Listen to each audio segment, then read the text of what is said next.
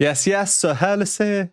We are back with Pentatonix, and this is Amazing Grace. My chains are gone. Amazing Grace, it's a bit of a weird one. It's definitely much more popular in the US than it is in the UK, even though it's a British hymn from the 18th century. So all in all, I don't really know the hymn well. I know the melody, but I wouldn't be able to recite the hymn all the way through. And I don't know any specific versions either. I just haven't really listened to it much. So I don't have like a natural reference point in my head. Often if they do a cover of another song, you know the original song and that will be your reference point. So in some ways, this will be just like a completely brand new bit of music shaped by Pentatonix. We know their arrangements are amazing, so let's see what they do with this one.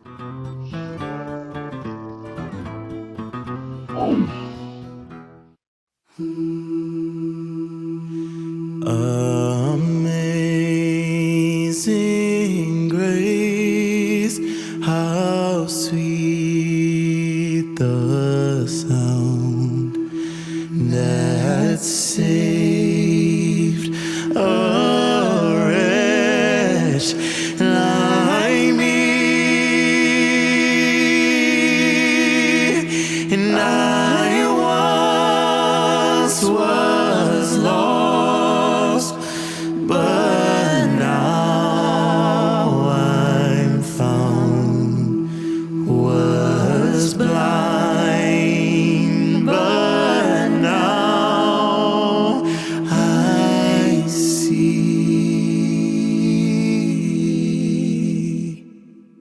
'Twas grace that taught. What we've just heard where I've paused, it really is reminding me of, I'll show you a tiny clip, and don't come at me for this, it's just reminding me of it. Grace that taught. Much slower, maybe not, I don't know. That was what was going on in my brain. Anyway, yeah, it's a really nice opening, isn't it? There are a few things that I'd like to point out. One, well, maybe I'll work backwards actually. So the thing that's most fresh in my mind is just before we go to that black screen. I see. That is a 4/3 suspension. Well, it's actually more than a 4/3 suspension. I've spoken about this in a lot of my Pentatonix videos. But it's both top lines doing the same thing. Suspending and then resolving. While this bottom note sustains all the way through. That there is called a cadential 6/4. A very nice way to just wrap up that section. The note at the bottom that I said that we were hearing, that is a drone, and if I'm not mistaken, we actually heard it through everything we've heard so far, which is about a minute. Right from the off, immediately I can hear Scott in there. Obviously, several of them, if not all of them, are singing. Quite an airy sound. We have Kirsty very subtly singing up the octave. When she comes in, we can see her with her mouth going, ooh. I was wondering, I was thinking, she's singing down, but no, she is up there. Maybe put on headphones if you can't hear it. Amazing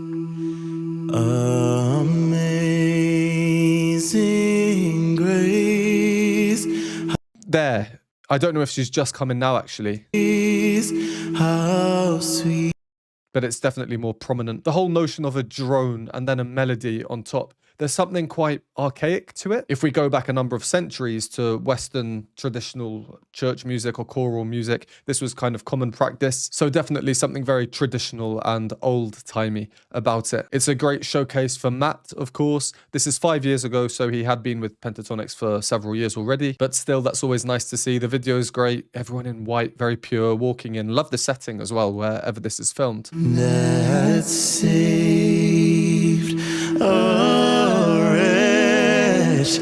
Then Scott comes in, being very careful to breathe at the exact same time as Matt. They don't always do that. The fact that we have the drone in the background shows again that it's multi-tracking, so we are hearing more voices than we're seeing. Like I say, Scott is very prominent in the background humming, but yeah, it kind of creates the feeling of an organ, having these airy hums in the background. It's like someone's just pressing down an organ note, which, unlike the piano, will not die out if you hold it down. It will just constantly resonate. And as we know, an organ is quite an airy sound anyway, literally air being pushed through pipes. So yeah, that's kind of the effect I'm getting. Very church-like. Scott rising up there. When I was hearing this, I was thinking, okay, they have actually changed the harmony on this chord. And as I was thinking that, Scott then moves down,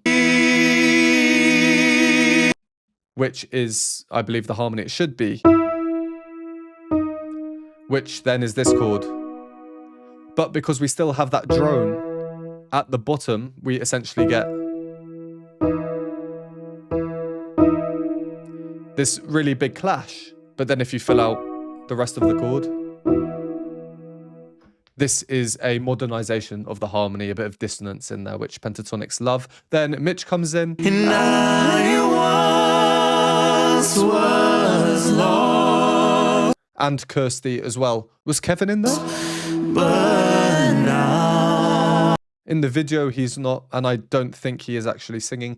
One of the main takeaways from this opening section before we carry on is homophony and the power. I always talk about homophony when it comes to acapella, and by homophony, I mean multiple people singing the same words at the same time in the same rhythms as each other. The structure here, you have the homophonic movement singing the words just in nice, simple harmony, and then the drone underneath. It's a contrast, super simple, but very effective. 'twas grace that taught my heart to fear, and grace my fears relieve.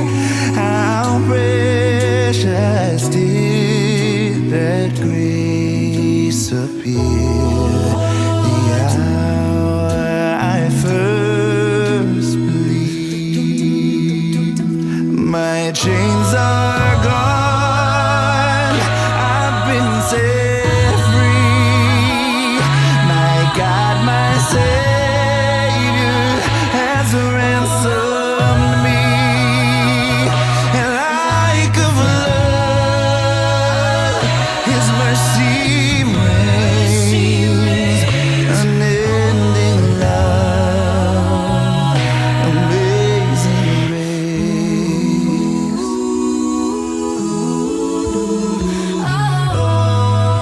The Lord has promised good. Mitch, key change, moving up a little bit. Percussion coming in now. It's growing. It's growing. That's almost exactly a minute after our last pause, I believe, and almost exactly halfway through. I'd love to know where this is filmed. Look how cool it is. Let me know down in the comments. Yeah, key change up. We know Pentatonix are absolutely no stranger to this. And moving up, bring in Mitch because he's got the higher voice. Are we going to keep getting that all the way through? I can think of multiple Pentatonix songs where they kind of just keep moving up throughout, and some where they either stay or return or go even lower. So I'll be curious to see what happens here, especially now we have percussion as well. Was grace that taught my heart. So we have these dums accompanying, fairly percussive, and it makes sense because we don't have any percussion yet. Kevin is there, part of the vocal ensemble in terms of singing, really just adding a tiny bit more movement. Before we had the drone note, like I say, someone is on an organ just playing the note sustained. Now they're moving away from that, and instead of just playing, chum, little chords just like that. Naturally, the melody moves, which creates kind of dissonance and then resolves as the static harmony doesn't move. But the bass line, so important. And again, this is Matt. Please, if you have headphones or earphones at hand, put on your headphones, because I can guarantee you, if you're listening out of your phone or out of your computer or TV, unless you have a sound bar, the bass line will not be loud enough or good enough, and it's arguably the most important line at this moment in this song, I would say anyway. To fear and grace There. Dum, dum, dum. Simple falling line. is my Back down. fears relieve.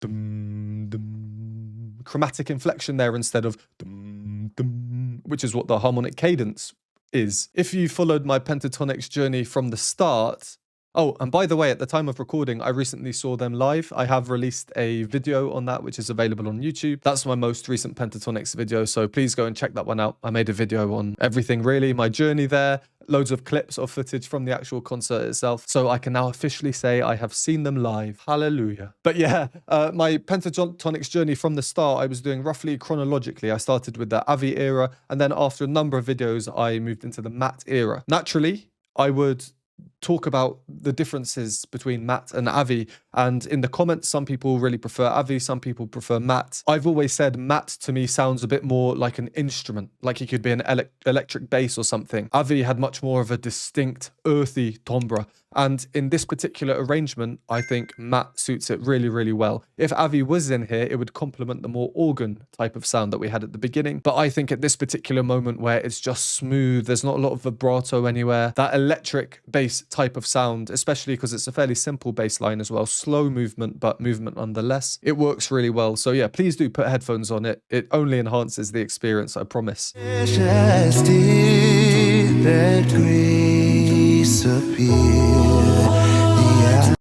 Kevin singing, part of the ensemble. I've always said he's a great asset to have, not just because he's an unbelievable musician in every kind of regard, but his singing voice just blends so well. A lot of Pentatonix fans have commented on my videos, also Hairless, thank you for the sheet music when I transcribe, because we can't hear Kevin. And I say, well, that's a good thing. It means he's just blending so well. I first Really leaning into the juicy chord. That's filth, good filth there, just for that example. I first believed my change. With the harmonic resolution coming through the bell tones. Dum, dum, dum, dum. I get the sense we're starting, well, the rhythms, the rhythmic energy is starting to build up. When you do these traditional songs, hymns, for example, I've done a lot of Pentatonix Christmas songs, quite a few hymns. I always say I think there's an element of respect when you at least start traditionally. You're honoring a very traditional piece of music. And I think there might be limitations as well, just to how crazy can you go. You can't just go completely mad. Maybe that's disrespecting the roots of the song. So I feel they're sprinkling in energetic items, increasing the energy overall with like the key change we saw when we paused at Mitch, percussion coming in as well. God, my Savior, has ransomed me. Just a growth of sound, really. Not so much in terms of rhythms, long sustained notes. It's a large sound, we can all agree. And when I get moments like this, I just think, okay, what's coming next? You can't sustain this growth throughout the whole rest of the song. There's over 2 minutes left, so let's find out. If you enjoy these videos, please consider supporting me. You can buy me a coffee or hot chocolate, join our Patreon for loads of additional content that's not available on YouTube, or become a YouTube member for these groovy emojis and membership badges. All options are linked below, and a special thanks to everyone on the screen. Back to the video.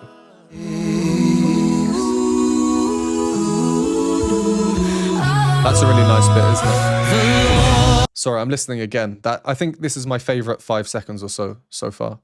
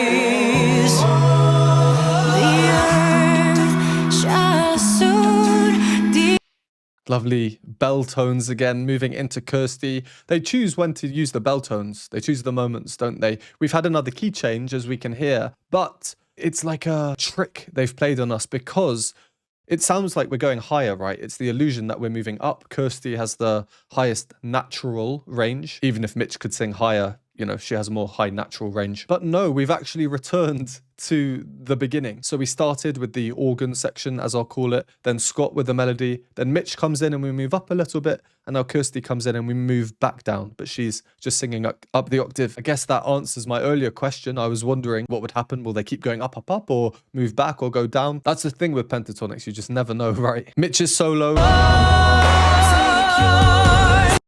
So much power. And overall, things seem more powerful. Kevin with the body percussion. I want to focus on the backing parts underneath Mitch. So we'll just listen to a little bit and listen out for Kirsty and Scott especially. He will my shield and portion be, as long as life endures.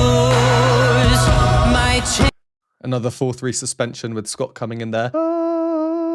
Of course, in a powerful chest voice. So you would have noticed in that whole section, Scott and Kirsty were singing homophonically with Mitch. They were singing with him, the same words at the same time in the same rhythms, just occasional differences, but I think that's just like modernization. And then of course you have Kevin on the beat and Matt providing the bass. I'm noticing much more in this arrangement or video, studio recording, whatever you want to call it, than in others, how much, forgive me for not using the correct technical term, but kind of reverb has been applied to the backing voices. Not the solo kind of sounds normal, but the backing voices just have a lot of reverb, maybe doubling, layering. It does sound like there are more than just two backing voices. As long as life endures, my Almost a little bit muffled in a way. Who knows why they've done this? I personally think it's emulating the sound of echoes that you get singing in a church or a cathedral. I've grown up singing in those settings, and yeah, the acoustics, they are amazing, but they can have crazy echoes or reverbs, whatever you want to call it. That's what I think they're going for here. How do I think this affects the overall sound? I'm not too sure, really. I think it makes the solo that's happening at the time, in this case Mitch, much more clear because it's a different type of sound. It's a different timbre of sound. Similarly with the bass and the percussion, I'm not even going to think about because it's almost separate. And these backing reverby parts have obviously been reduced in volume a lot, but there's a weird sort of power to them because it sounds like a choir almost. Does that make sense? Maybe I'm contradicting myself a little bit. The power.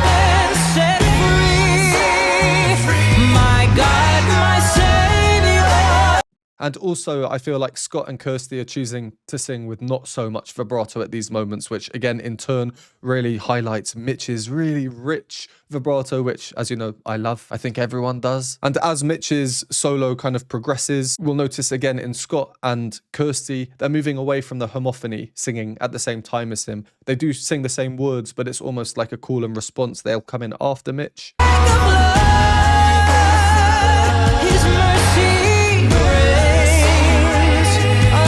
All very classic Pentatonix isms that we see in all their arrangements. It's just really interesting seeing the order in which they come. Bell tones, another one. That's what we heard as Kirsty's solo started. So let's get into that and finish up this one. The earth shall soon dissolve like snow. The sun forbear to shine. But God who called me here below will be forever mine. My chains are gone, I've been set free. My God, my Savior has ransomed me. And like a flood, His mercy reigns. Unending love, amazing grace. I once was lost, but now I'm found. Go on, Kevin. Was blind, but now I see.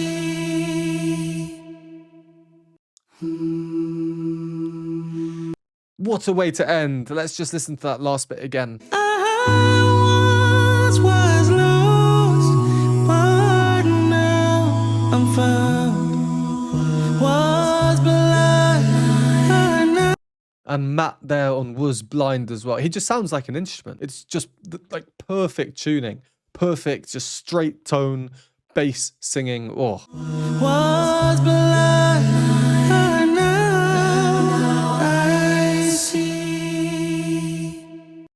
and then finishing on unison. Personally, and this is just generally speaking, I tend not to like finishing on unison. I don't know why when we've just been experiencing such rich harmony and melodic movement, but at the same time, sometimes I do. You know, it's just a big contrast. It's almost shocking in a way, but it's also pure and simple. And again, possibly an homage to the older, more traditional roots of this very classic hymn. I really like the bell tones. shall soon dissolve like I would not call them bell tones. At least I didn't used to, but I got loads of comments from people telling me that they are bell tones. So I will call them bell tones, but in my head, I refer to them as broken chords or arpeggios that are just sustained. And again, I always just imagine a hand playing them on a keyboard or maybe an organ where you have to hold down each note as the others join. The percussive element that comes through singing though, dum, dum, dum, dum. Yeah, really cool. We saw that going back to the sing-off days as well. snow. The sun forbear to shine, but A lot of air in the sound. Kirsty, I was thinking, oh, is she going to use air on that top note for a lighter sound? No, she goes through with the chesty sound. Let's move forward a bit. my chains are I've been set free. My Pure chesty power from the three of them. We'll notice there's no bass here and no percussion. I was thinking, no percussion here for the climax moment. That's not so common. I love how the bass then enters. I was thinking, okay, fine, that's really nice. Bass comes in higher up part of the cluster and then moves down. My God, my Savior The bass. has ransomed me. Oh, like a flood. What a nice bass line. Was that it?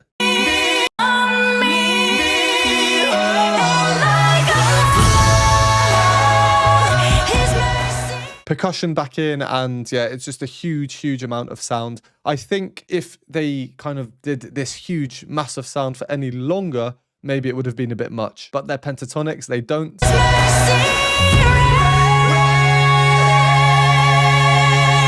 Scott coming in with the suspension into the major resolution. And then, of course, we finish with the reduced, lovely ending, and very happy to see Kevin's line there. What a falsetto.